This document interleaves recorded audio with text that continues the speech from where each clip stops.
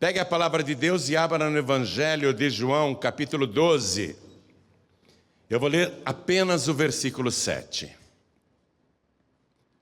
João foi o primeiro discípulo a seguir Jesus, o único que ficou ao lado do Senhor, inclusive debaixo da cruz, ele não fugiu, e foi testemunha de coisas sublimes. E é interessante que João, aos 90 anos de idade, mais ou menos, vai ser autor do livro de Apocalipse.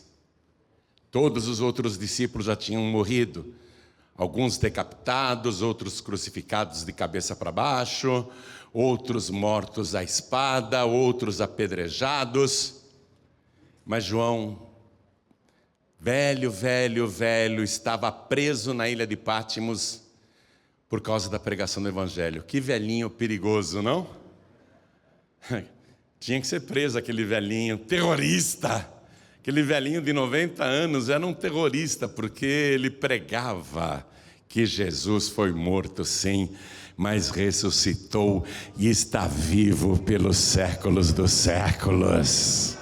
João foi preso por causa da sua fé e da sua pregação. E ele nos conta aqui um episódio que Mateus também contou e Marcos também contou, mas ele deu um pequeno detalhe aqui. Eu vou ler João 12, versículo 7. Ele anotou que Jesus disse o seguinte: deixai-a, para o dia da minha sepultura guardou isto. Vou ler de novo. Disse, pois, Jesus: deixai-a, para o dia da minha sepultura guardou isto. Eu leio mais uma vez e você está comigo aqui na sede de São Paulo, Brasil, repete em seguida. Vamos lá. Disse, pois, Jesus: deixai-a, para o dia da minha sepultura guardou isto. Amém? Quem crê que Jesus falou isso? Então desocupe as mãos e vamos dar para esta palavra a melhor salva de palmas que você já deu em toda a sua vida. Aplaude como você nunca aplaudiu antes. Levante os olhos aos céus e glorifique a Deus, dizendo: glorificado seja o teu nome. Glórias, glórias ao teu nome, Senhor. Isso, continue, não pare não, não pare não. Continue. Pai querido, abre o céu para receber este louvor, para receber estes aplausos. Abre o céu para receber esta honra. E sobre cada vida que te glorifica aqui na sede e em toda parte, derrame a tua bênção, a tua virtude, o teu poder. Pai, vem agora com teu Espírito, tome o lugar do pregador, tome a boca do mensageiro, envia a tua palavra com poder e autoridade, e que a tua palavra vá, percorra toda a terra e prospere naquilo para o qual está sendo enviada, em nome do Senhor Jesus. Diga amém, Jesus. Poder se assentar, por favor. Havia uma ordem de prisão contra Jesus. Depois de 3 anos e meio, a popularidade de Jesus incomodou demais o sistema. Todos querem a sua morte, principalmente os religiosos que veem em Jesus uma concorrência imbatível.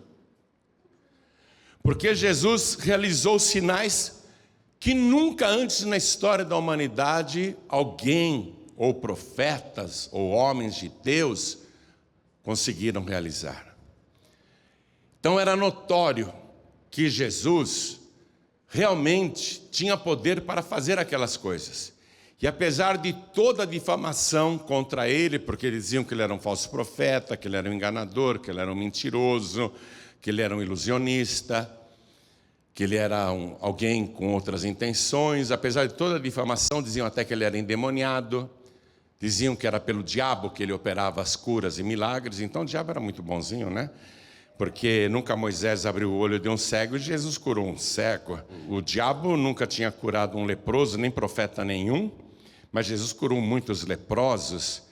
Então, se Jesus agia pelo poder do diabo, então o diabo era mais poderoso do que todos os profetas da Bíblia, porque nenhum dos grandes profetas conseguiram fazer mudos falarem, surdos ouvirem, paralíticos andarem, endemoniados serem libertos. Um dia Jesus falou assim: eu sou endemoniado, é? Se eu expulso os demônios pelo poder de Beelzebu, e os filhos de vocês que estão expulsando demônios? É pelo diabo também? Os filhos de vocês também são endemoniados? Então Jesus foi muito combatido, mas resolveram prendê-lo e matá-lo, porque imaginavam que era a única maneira de acabar com o seu crescimento e a sua popularidade. Jesus tinha que ser preso e morto.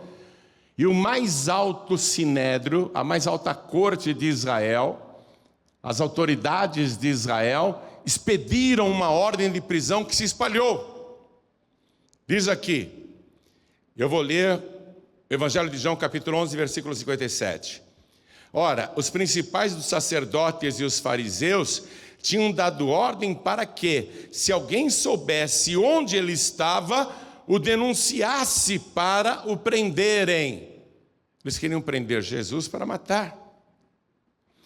Então se espalhou aquilo, só faltou oferecer uma recompensa. Se espalhou que, se Jesus viesse na festa da Páscoa naquele ano, e como judeu ele era obrigado a ir, porque todo judeu a partir dos 12 anos de idade era obrigado a ir na festa da Páscoa em Jerusalém, e Jesus, quando tinha 12 anos de idade, foi para lá. Desde os 12 anos de idade ele era levado pela família para Jerusalém. Todo ano a família passava a Páscoa em Jerusalém. Jesus nunca faltou um ano, e agora tem uma ordem de prisão, e as multidões estão se perguntando: será que ele vem mesmo? Será que ele virá esse ano para a Páscoa? E havia um burburinho. A cidade de Jerusalém tomada por peregrinos, muitos tinham ido lá para se purificarem, porque o costume era o seguinte: as pessoas só poderiam participar da Páscoa se estivessem purificadas. Então elas iam com antecedência para tomarem banhos, purificarem as mãos, os pés, para se prepararem para a grande festa. A Páscoa era a festa máxima. Então a cidade estava hiperlotada. E todo mundo perguntando: será que Jesus vai aparecer? Se ele aparecer, ele vai ser preso. Escute, quando alguém, no nosso tempo, tem uma ordem de prisão expedida, a pessoa não fica dando mole, fica? Não vai dar mole. A pessoa está com um mandado de prisão, o que ela faz? Se esconde, não aparece, fica em oculto, é ou não é? Arruma até documentos falsos, faz até operação plástica, muda a aparência, tinge o cabelo, corta o cabelo, raspa o cabelo. A pessoa não quer ser presa. Alguém quer ser preso? Hein? A pessoa está sendo procurada. Existe uma ordem de prisão no nosso tempo, eu estou falando. Uma ordem de prisão contra a pessoa. A pessoa vai passar numa blitz, ela vai tentar fugir da blitz. É ou não é? Toda pessoa que tem uma ordem de prisão não quer ser presa, ou quer? Claro que não. Porque a liberdade é reconhecida pela justiça como um anseio do ser humano. Quando um preso tenta escapar da prisão, a justiça sabe que esse é um desejo íntimo de cada ser humano. O ser humano não nasceu para ser preso, não, ele quer ser livre. Então tem uma ordem de prisão contra Jesus. Será que ele vem? Se ele não vier para essa festa da Páscoa, então ele não estará cumprindo a lei de Moisés. Ele estará transgredindo a lei de Moisés. Ele estará em pecado. Ele faltou. Ele não pode faltar, mas será que ele vem? Se alguém vir Jesus em qualquer lugar, avisem as autoridades para que ele seja preso. Jesus sabe disso. E apesar disso, vamos ler aqui o Evangelho de Marcos, capítulo 10. no versículo 32. E iam no caminho, subindo para Jerusalém, e Jesus ia adiante deles, e eles, os discípulos, maravilharam-se e seguiam-no atemorizados. Por que os discípulos estão atemorizados? Porque eles sabem que há uma ordem de prisão contra Jesus. Os discípulos estão com medo, mas Jesus está indo na frente. Não tenha medo não, viu? Jesus está na tua frente o tempo todo. E Ele não tem medo de nada não. E tornando a tomar consigo os 12, começou a dizer-lhes as coisas que lhe deviam sobrevir. Jesus começa a profetizar e contar para os 12 discípulos o que iria acontecer com ele, dizendo: eis que nós subimos a Jerusalém, para aquela festa da Páscoa. E o Filho do Homem será entregue aos príncipes dos sacerdotes e aos escribas, e o condenarão à morte, e o entregarão aos gentios, quer dizer, aos romanos, porque só os romanos matavam os condenados por crucificação. E Jesus tinha que ser crucificado, não apedrejado, como era o modo de execução dos judeus. Versículo 34. E o escarnecerão, e o açoitarão, e cuspirão nele, e o matarão, mas ao terceiro dia ressuscitará. Jesus está dizendo, nós estamos indo para Jerusalém, estamos subindo, e realmente é uma subida. Quando você vai para Israel, para chegar em Jerusalém é uma subida, a estrada é uma subida. Eis que nós estamos subindo para Jerusalém. Jesus ia na frente deles, todo mundo apavorado, e ele na frente. E ele sabe o que vão fazer com ele. Sabe que ele será preso, será julgado, condenado, açoitado, cuspido, escarrado, escarnecido, humilhado, torturado, crucificado pelos romanos e morto. Ele sabe tudo isso e ele continua em frente. Continua em frente. Por que ele continua em frente? Porque ele tinha que morrer naquela Páscoa. E quando ele chegou em Betânia, que ficava pertinho da cidade velha de Jerusalém, deram uma ceia para ele. Está quase na semana da Páscoa. Está quase na semana que ele vai ser morto por crucificação. Mas antes disso fizeram uma ceia para Jesus. E naquele jantar, a Maria, irmã de Marta e de Lázaro, chega em Jesus e derrama sobre ele um perfume caríssimo, um perfume muito caro, que perfuma não só o corpo de Jesus até os pés, como toda a casa. A casa fica cheia daquele perfume maravilhoso. Judas Iscariotes, que era um ladrão, fica incomodado porque ele viu que se aquele perfume tivesse sido vendido, valeria pelo menos 300 dinheiros, quase um ano de salário de um trabalhador da época. E ele pensa, se esse perfume tivesse sido vendido, o dinheiro entraria na minha bolsa, na bolsa do grupo, e eu iria desviar esse dinheiro. Aí ele finge ser um homem bom e caridoso, e começa a criticar publicamente o que Maria de Betânia fez. Que desperdício! Por que não se vendeu esse perfume por 300 dinheiros e dessemos o dinheiro aos pobres? O Evangelho ressalta que ele disse isso não porque era um homem caridoso, bom e honesto, mas porque ele era ladrão. A palavra diz isso, ele era ladrão. Ele desviava o dinheiro da igreja, do grupo de Jesus. Foi nesse momento que Jesus, vendo aquela pressão, E Judas inflamando todos os discípulos para que criticassem também aquele gesto de Maria de Betânia. Onde é que já se viu que desperdício? Todo mundo embarcando na conversa fútil de Judas, todo mundo concordando com Judas. Jesus intervém.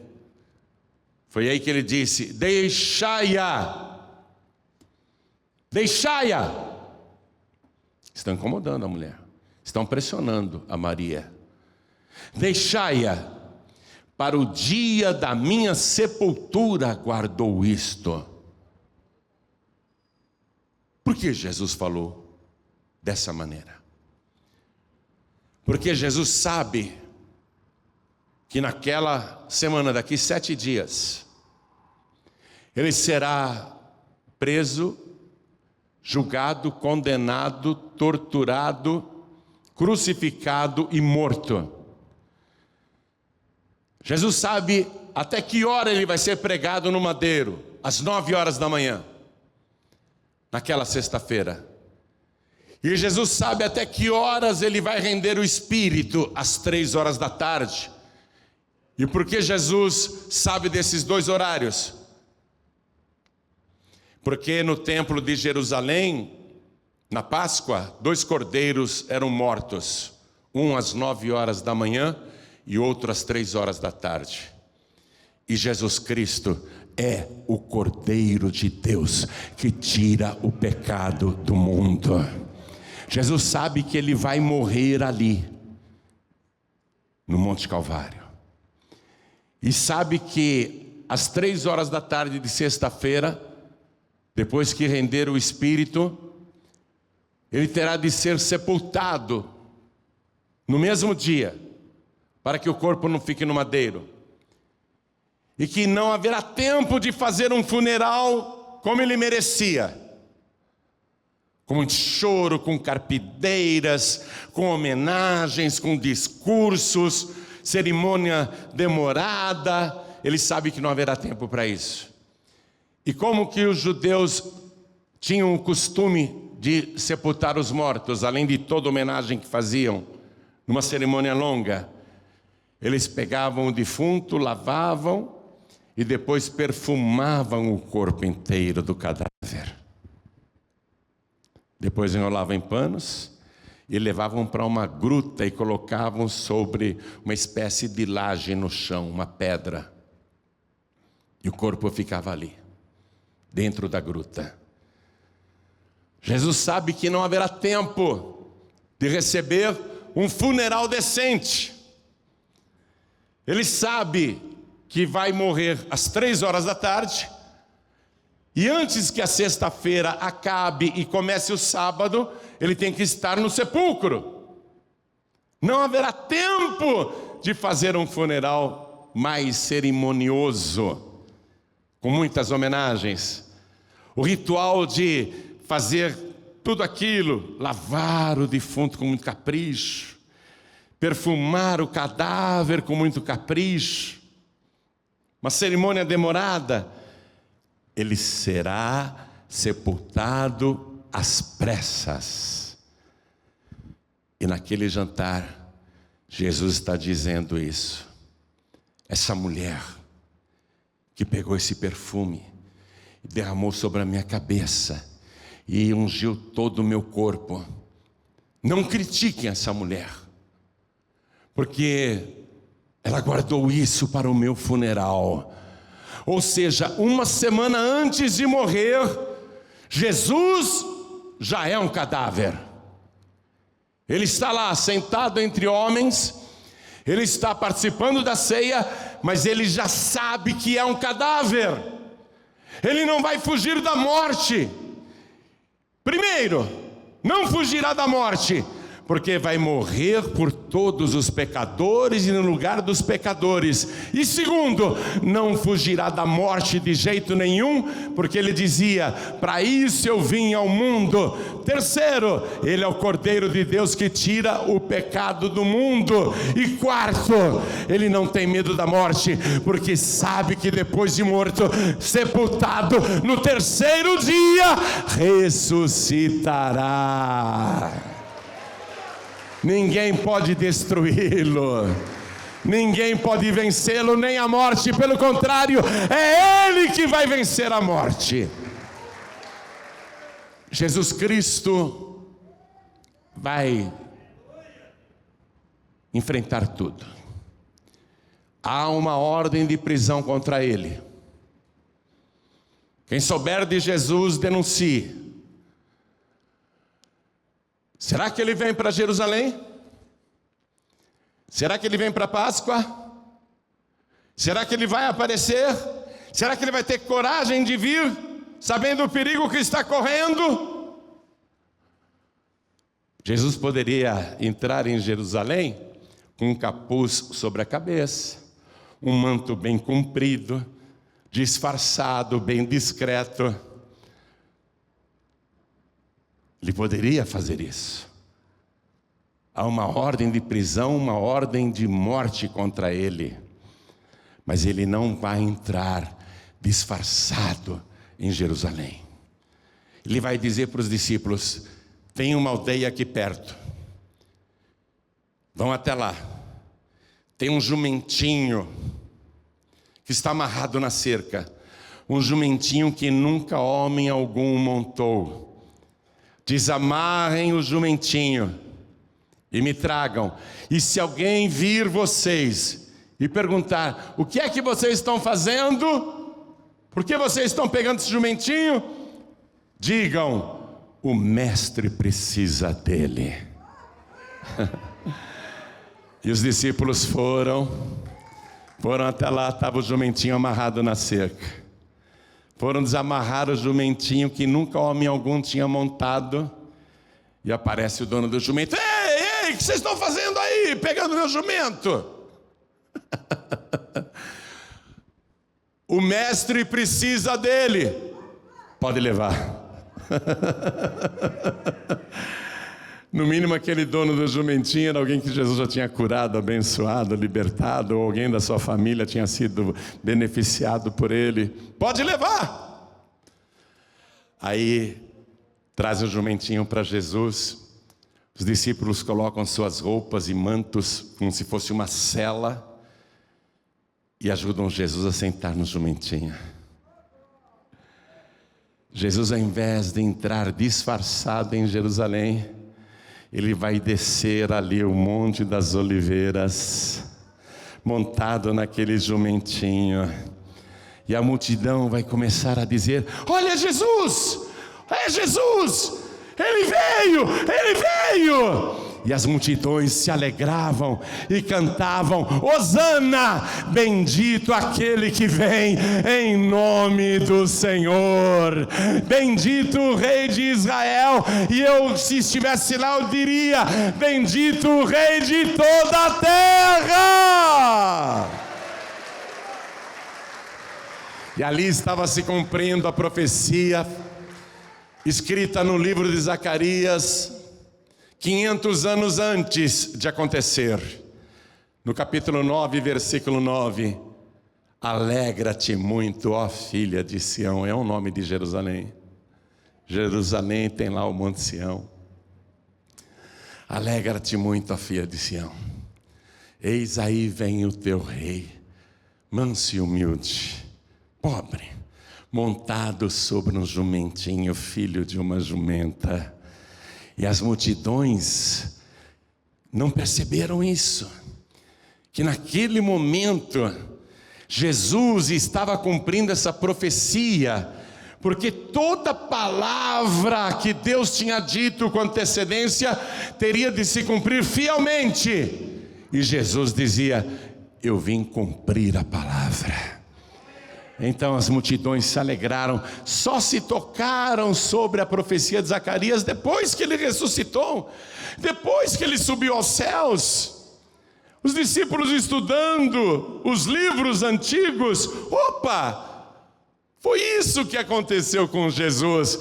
Então nós não temos mais dúvida: Jesus Cristo é o Rei dos Reis e o Senhor dos Senhores. Ele é o rei de toda a terra. Ele é o governante do universo. Tudo que diz respeito a Ele se cumpriu. Inclusive o que Ele falou a respeito de si mesmo. Foi preso. Foi julgado por um tribunal arbitrário, em total desrespeito à lei, à Constituição da época, que era a Torá, a lei de Moisés, com falsas testemunhas de acusação, mesmo declarado inocente no tribunal, foi condenado à morte, entregue a Pôncio Pilatos, que também não viu nele crime algum e quis soltá-lo, entregue a Herodes, que também o examinou longamente e viu que ele não tinha culpa de nada. De volta para Pilatos: eu vou soltar este homem porque ele não é digno de morte, ele não fez nada digno de morte. E a multidão pede a sua crucificação, a multidão pede a sua morte. E só os romanos executavam prisioneiros por crucificação. Jesus falou: eu vou morrer crucificado. Tudo teve o seu cumprimento. Às 9h da manhã, pregado no madeiro, mesmo horário em que o cordeiro, o primeiro, era sacrificado no templo. E ficou das 9 da manhã até as 3 da tarde, se esvaindo, perdendo sangue, sentindo dores horríveis em todo o corpo. E às 3 horas da tarde ele entregou o Espírito. Se Jesus não tivesse entregado o Espírito, escute isso que eu estou dizendo. Se Jesus não tivesse rendido o Espírito às 3 horas da tarde, se Ele quisesse, Ele estaria pregado na cruz até o nosso século 21. E estaria lá ainda vivo. E Ele disse: ninguém tira a minha vida. Não foi Caifás, não foi o Sinédrio, não foi Pilatos, não foi a multidão. Jesus, ninguém tirou a sua vida, Ele deu a sua vida por cada um de nós e por toda a humanidade. E eu vim para buscar e salvar o que se havia perdido. Na ceia Ele disse: isto é o meu sangue que é derramado por vós, para expiação dos pecados. E se Ele tivesse sido sepultado, mas não ressuscitado, já seria uma grande bênção, hein? Que homem que Ele foi. Mas a maravilha é que Ele não é o homem que foi. Ele disse em Apocalipse: eu sou o Alfa e o Ômega, o princípio e o fim, aquele que era, aquele que é e aquele que há de vir, o Todo-Poderoso. Ele é o Todo-Poderoso. Eu fui morto, mas eis aqui tenho nas minhas mãos as chaves da morte e do inferno. Vamos ficar todos de pé. Jesus não foi vítima de acontecimentos descontrolados, como muitas religiões ensinam, por desconhecerem a palavra de Deus. Tem muita religião aí que prega: não, Jesus coitadinho, olha o que a humanidade fez com ele, para a gente ver do que os seres humanos são capazes. Seres humanos são capazes de coisas terríveis. Mas não foi por causa de fatos fortuitos ou inesperados que tudo aconteceu. Se você começar a estudar a palavra de Deus, e eu aconselho que você faça o nosso curso grátis de teologia, são 2 anos. Você não paga nada, nem matrícula, nem mensalidade, nem material, nem certificado, nada. Se você começar a entender e a conhecer a palavra de Deus, você vai ver que este livro todinho, do começo ao fim, inclusive no Antigo Testamento, Ainda que não tenha o nome de Jesus no Antigo Testamento, você vai ver a vida de Jesus contada em detalhes em todo o Antigo Testamento. Tudo estava profetizado, tudo estava determinado.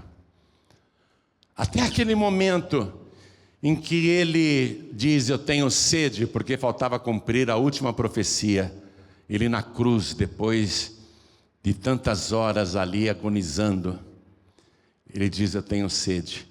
E lhe deram, ao invés de água, vinagre para beber. Aquela foi a última profecia escrita no livro de Salmos. Aí Jesus diz: está consumado.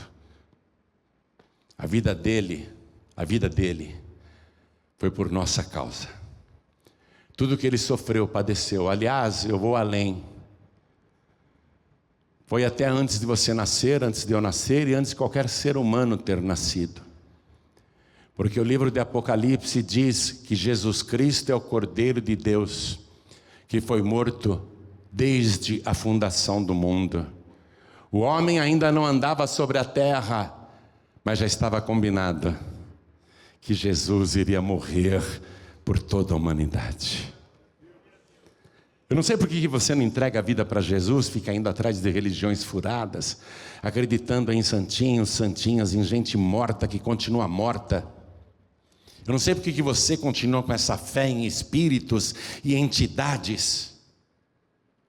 Eu não sei por que você continua com essa falsa fé, até de deuses pagãos ainda, da Índia, da China, do Japão, acreditando em pessoas que não fizeram nada por você. Eu não sei por que você não acredita em Jesus. Você não sabe o que Jesus renunciou por tua causa. Ele tinha todo o poder e glória lá na eternidade. Se despojou de tudo para vir aqui a este mundo e tomar o teu lugar, e morrer no teu lugar, e ressuscitar para te dar a vida eterna. E se você entregar a vida para Jesus, sabe o que ele disse? Eu vou preparar lugar para vocês. E assim que tudo estiver pronto, eu virei outra vez. Eu voltarei e vos tomarei para mim mesmo, para que onde eu estiver, estejais também. Ele passou tudo isso por tua causa. Você quer continuar acreditando em espíritos, em imagens, em ídolos, em deuses pagãos, em deuses inventados pela imaginação humana? Você quer continuar tendo tudo isso? Tudo isso? O problema é seu. Mas ele te ama tanto que agora ele te oferece a oportunidade de você ter o seu nome escrito no livro da vida. Você pode até ter falado mal do caminho, você pode até ter falado mal dele, mas se você agora se arrepender, ele vai perdoar os teus pecados, e ele vai escrever o teu nome no livro da vida, e ele vai salvar a tua alma, e ele vai te transformar numa nova criatura. E se você continuar servindo ao Senhor Jesus com fidelidade e permanecer na presença dele até o fim, quando ele voltar, ele ainda te arrebatará. O que ele veio fazer, ninguém jamais fez por você. Por isso eu te digo, vale a pena, viu? Olha para mim. Vale a pena você entregar a vida para Jesus. Vale a pena você agora erguer a tua mão e falar: eu quero receber Jesus como o único, suficiente, exclusivo e eterno Salvador. Quem quer, erga a mão assim bem alto. Todos que querem. Olha quanta gente. Todos que ergueram as mãos, vem aqui para frente, por favor, e vamos aplaudir ao nome de Jesus. E parabéns para você que tomou essa decisão.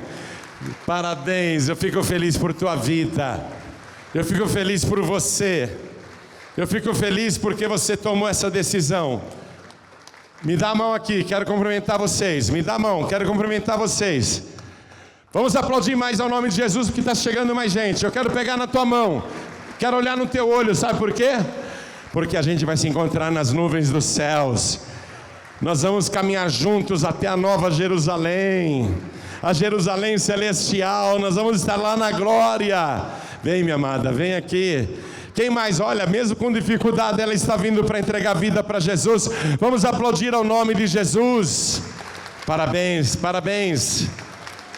Quero chamar você que está fraco, fraca na fé e diz assim: Pastor João Ribe, eu não tenho forças para continuar nesse caminho, para mim está tudo muito difícil.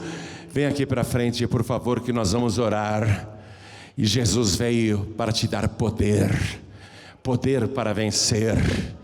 Se não fosse Jesus, eu já teria caído. Se não fosse Jesus, eu já teria desistido. Quando eu me sinto fraco, é Ele que me dá força, é Ele que me segura pelas mãos. E mesmo quando parece que eu vou cair, Ele me pega no colo. Se você se sente fraco, fraca na fé, com dificuldades para seguir Jesus, vem aqui para frente também, vem para cá, que nós vamos orar e você vai voltar para a sua casa renovado, renovada. E enquanto alguém está vindo, eu quero falar com você que está assistindo pela TV. Quero falar com você que está ouvindo pela Rádio Feliz FM ou por outra emissora. Quero falar com você que está acompanhando pelo youtube.com/joãoribe. Quer entregar a vida para Jesus, quer voltar para Jesus? Se você puder se ajoelhar, se ajoelhe onde está. Pastor, eu estou em trânsito, ouvindo aqui no meu celular, ou então no rádio do meu veículo, não tenho como me ajoelhar. Tudo bem, coloque a mão sobre o teu peito, na altura do coração, que nós vamos orar agora, e vamos aplaudir ao Senhor Jesus, porque está chegando mais gente. Eu quero ver vocês lá na glória. Eu quero que a gente more no mesmo bairro, lá na Nova Jerusalém. Eu vou falar para Jesus assim: Senhor, o Senhor podia inaugurar um bairro aqui no céu chamado Paz e Vida? O Senhor podia inaugurar um bairro aqui chamado Paz e Vida na Nova Jerusalém? Aí Jesus vai falar assim: mas aqui todo mundo é paz e vida. Eu vou dizer: sabe o que é? Que são as pessoas que lá na terra me acompanharam, pessoas que eu também acompanhei, queria que essas pessoas morassem perto de mim. Eu vou falar isso para Jesus, porque eu sei que o meu nome está escrito no livro da vida, e eu sei que o teu nome vai agora ser escrito no livro da vida. Viu? Teu nome vai ser escrito neste livro. Se você puder se ajoelhar, amém. Se não conseguir se ajoelhar, não tem problema. Se você não conseguir se ajoelhar, não tem problema. Se mais alguém quer vir para frente, aproveita agora. Pastor Giancarlo, se ajoelha aqui do meu lado, meu filho. A igreja continua de pé, vamos ajudar essas pessoas. Estenda a tua mão na direção das pessoas ajoelhadas aqui na frente, ou das pessoas que estão aqui na frente, para abençoá-las. Quero que você escolha alguém para orar. Escolhe alguém aqui na frente. Olha alguém aqui que está aqui na frente. Escolhe alguém para você abençoar. Isso. Você que está de joelhos e quem está à distância também, com a mão sobre o peito, na altura do coração, ore assim comigo: meu Deus e meu Pai, eu ouvi a tua santa palavra e eu creio que o Senhor veio para me buscar e me salvar, e para isso foi até as últimas consequências e morreu na cruz, derramou o seu sangue para me lavar dos meus pecados.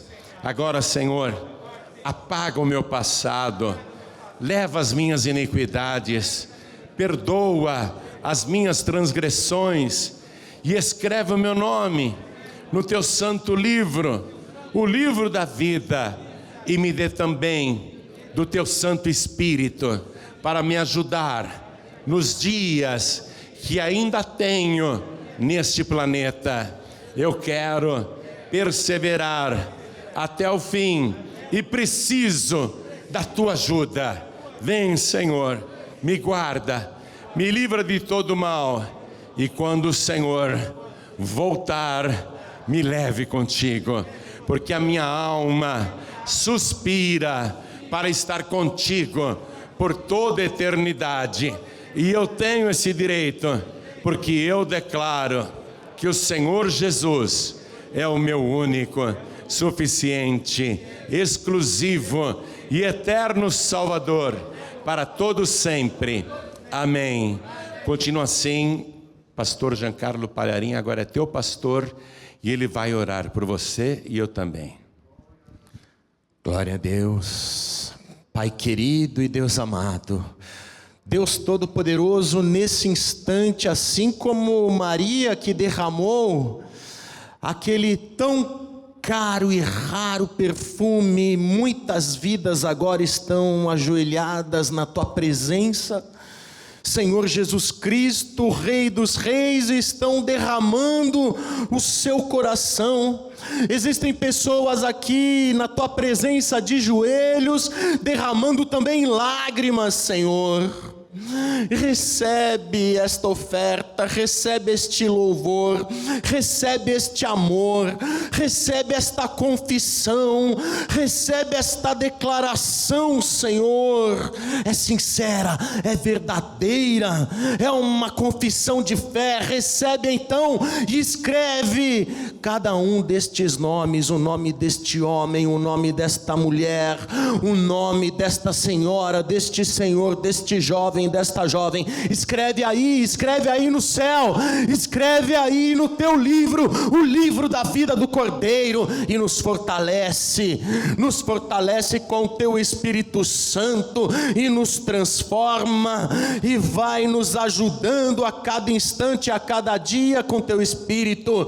Oh Pai querido, e não permita que nenhuma destas vidas enfraqueça na fé, muito pelo contrário, edifica, Senhor, aumenta, acrescenta a nossa fé, meu Deus, e nos dá a vitória sobre o mundo, porque em Jesus Cristo, pelo sangue de Jesus Cristo, pelo sangue do Cordeiro, nós somos mais que vencedores. Meu Deus, Jesus Cristo alcança também todas as vidas que estão acompanhando esta transmissão.